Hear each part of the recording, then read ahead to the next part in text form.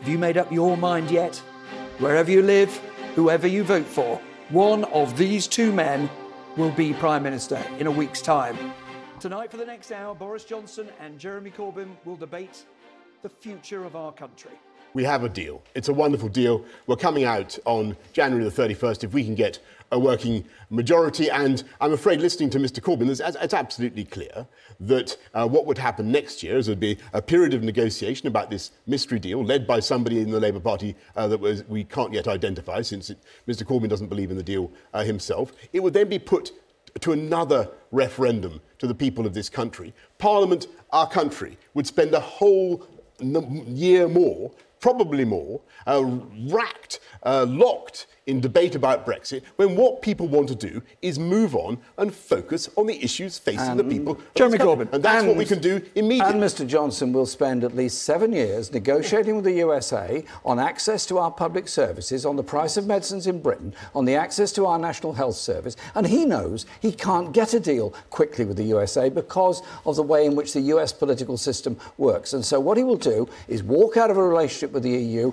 into a relationship with nobody. And that is where the chaos will come. Well, let me just make one point. I do find it slightly curious, to say the least, Nick, to be lectured about the union between Great Britain and Northern Ireland by a man who all his life, political life, has campaigned to break up that union and actually supported for 4 decades the IRA in their campaign violently to destroy it. I must say I find it a curiosity. Jeremy Corbyn, what's your answer to that? The Prime Minister showing a degree of honesty about the arrangements he's actually made with Northern Ireland? He spoke at a DUP conference and said there would be no restrictions whatsoever. We now know there are restrictions. He should and could have said that at the time.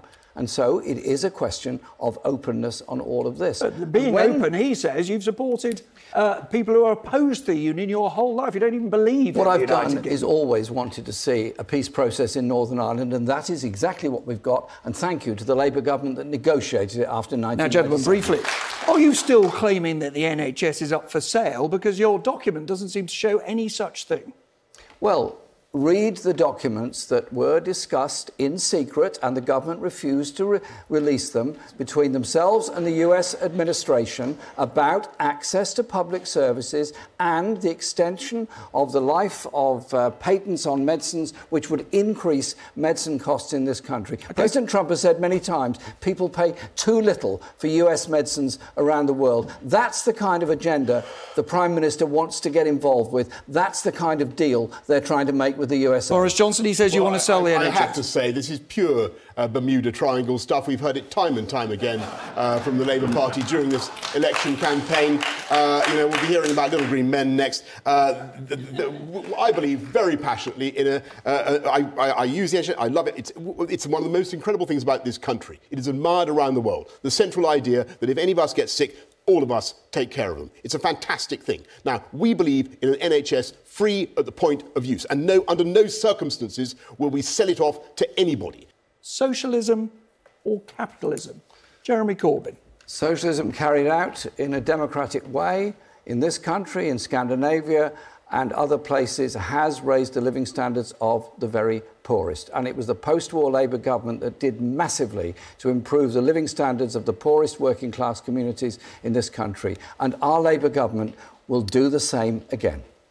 And I would say that it is one nation conservatism, which understands the vital importance of a dynamic market economy as the only way in which you can pay for fantastic public services and for giving and for looking after the poorest and neediest in our society. That is the balance and symmetry at the heart of what I'm trying to achieve with this government.